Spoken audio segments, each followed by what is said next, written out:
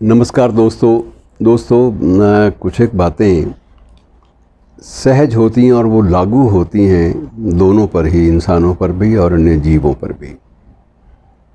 कुछ माह पहले आपने खबर पढ़ी होगी, मुझे एग्जैक्ट तारीख तो याद नहीं है, लेकिन राष्ट्रपति के अंगरक्षक दल के सबसे पुराने घोड़े को निर्धारित सेवा काल पूरा करने के बाद सेवानिवृत्त किया गया।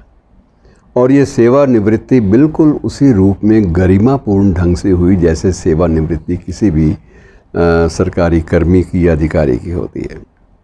और उसको बाकायदा उसके जो जमा पैसे थे वो इसके मालिक को या उसके जो भी अभिभावक था जिसने भी देख रेख करनी थी उसको दिए गए, ताकि इसकी देख रेख पर ही खर्च हो और उस खर्च का पूरा विवरण जो है नियमानुसार, जैसे नियम हैं उसके अनुसार भेजा जाता रहे। तो एक घोड़े की एक लोकप्रियता की बात मैं करता हूँ कि वो कितना महत्वपूर्ण होता है। कई बार कुछ एक विशेष संदर्भों में ये बात हमें नहीं भूलनी चाहिए। दूसरी बात मैं आपको थोड़ा सा ये याद करा दूँ कि चेतक, आपको याद है, चेतक एकमात्र ऐसा अश्व जिस पर लोकगीत लिखे गए। अब भी राजस्थान में बहुत सारे लोकगीतों में चेतक घोड़े का जिक्र होता है। कभी आप उदयपुर जाएं तो वहाँ आप देखें एक चौक में बाकायदा चेतक चौक है और उसमें चेतक की ही प्रतिमा जो है वो बीच में लगी हुई, और इतनी भव्य प्रतिमा है जिसमें चेतक के एक एक बाल, एक एक अंग का सूक्ष्म विवरण जो है वो आपको मिल सकता है। उसके एक एक तेवर का, उसकी जिस तरह से भी था वो, उसकी अगर टापिंग उठी हुई हैं और जिस शेप में भी था वो आपके सामने दिखाई देगा। कहानी उसके बारे में आप बहुत सुन चुके हैं।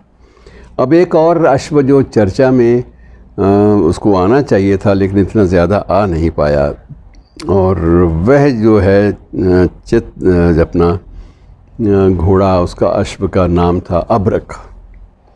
अभ्रक जो है, इसकी कहानी बड़ी रुचिकर है और शायद रुचिकर होने में ये चेतक से कम नहीं है, लेकिन इसका जिक्र कम हुआ क्योंकि चेतक भी हावी हो गया और ये गणराज्य दिवस की परेड में भाग लेने वाला जो राष्ट्रपति के अंगरक्षक दल का जो अश्व था ये भी हावी हो गया। इसका विवरण ज़्यादा चल पड़ा, लेकिन मीडिया ने अभ्रक को उतना शिद्दत से याद नहीं किया, जबकि उसकी दास्तान जो है वो बड़ी विचित्र है।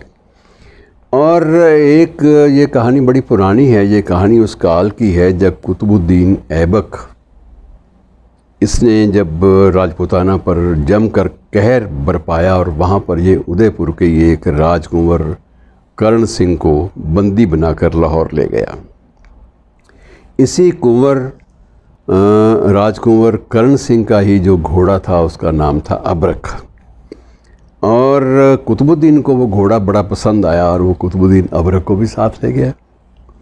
और एक दिन हुआ ये कि कुंवर साहब ने एक बार जेल से भागने का प्रयास किया अभ्रक की मदद से, तो पता चला ऐबक को, तो उसने उन्हें मृत्युदंड की सज़ा सुना दी कि एक शाही कैदी होते हुए इसने ये गुस्ताखी की है तो इसे मृत्युदंड दे दिया जाए। और सज़ा देने के लिए बाकायदा वहाँ के एक जन्नत बाग है वहाँ का, तो उसमें उसको लाया गया। तय हुआ कि राजकुमार का सिर काट कर और उससे पोलो का खेल जो है वो खेला जाएगा। बड़ा एक अजीब सा विभत्स चित्र उस सज़ा में बना हुआ था। और कुतुबुद्दीन खुद जो है स्वयं उसी घोड़े पर सवार होकर, शुभ्रक पर सवार होकर अपनी जो खिलाड़ियों की टोली थी पोलो खेलने वाली, उनके साथ जन्नत बाग में आया। और शुभ्रक ने जैसे ही कैदी अवस्था में राजकुमार को देखा तो वो सहन नहीं कर पाया। उसकी आंखों से कहा जाता है कि बाकायदा आंसू टपकने लगे, और जैसे ही सिर कलम करने के लिए कुंवर को जंजीरों से मुक्त किया गया तो शुभ्रक से रहा नहीं गया।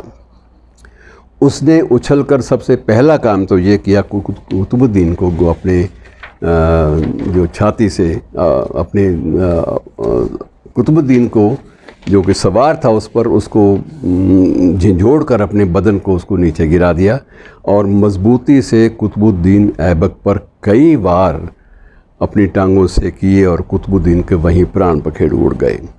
इस्लामिक जितने भी सैनिक थे वो सारे अचंभित रह गए कि ये क्या हो गया। अब ऐसे में जब राजकुमार ने देखा कि ये एक अफसर भी है और शुभ्रक है मेरे साथ, तो हौसला बढ़ा और शुभ्रक पर जो ही वो सवार हुए तो शुभ्रक ने हवा से बातें करनी शुरू की और बिना रुके वो उदयपुर के महल तक दौड़ा। और उसके बाद जब उदयपुर के महल के बाहर उसने राजकुंवर को उतारा तो राजकुंवर को उतारने के बाद उसने देखा कि ये घोड़ा जो है वो हिल नहीं रहा और ये बिल्कुल मुझसा बना हुआ है। तो उसने उसको पुचकारने के लिए जब हाथ लगाया तो पता चला कि इसके तो प्राण बखेड़ उठ चुके हैं।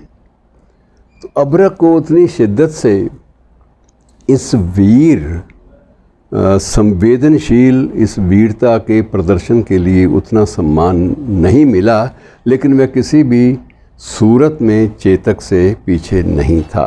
तो अबरक को हमने याद कर लिया, श्रद्धांजलि दे दी। यही श्रद्धा सुमन होते हैं इन जीव जंतुओं के लिए। शुक्रिया।